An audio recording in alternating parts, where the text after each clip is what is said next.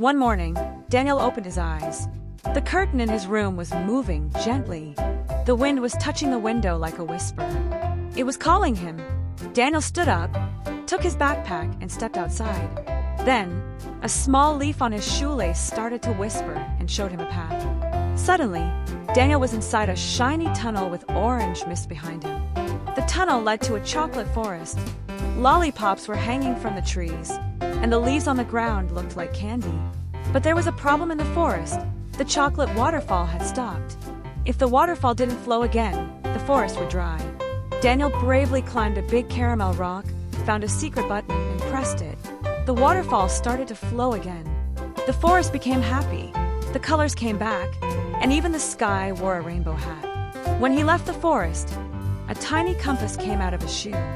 It started to spin and showed him the way to a blue valley between tall mountains. In this valley, birds with balloon feet had lost their nests in a storm.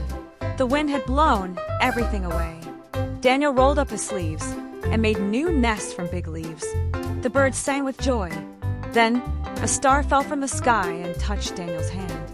It gave him a glowing stone. The stone was warm, alive, and magical. Just when Daniel was ready to go back, a big stone on the ground cracked open. A huge door appeared. Daniel walked inside without fear. A never-ending maze was in front of him. Big rocks were hanging from the ceiling, bubbles were popping from the floor, and every corner had a mystery. As Daniel walked, the maze moved and changed. Sometimes he slid down a giant slide. Sometimes he passed through mirror walls. At the very bottom, he saw a big chest. On the chest, it said in golden letters, "If your heart is brave, you can open it." Daniel took a deep breath and opened the chest. Hundreds of tiny lights flew out. Each one was a piece of a dream. The lights went up into the sky and flew to children around the world.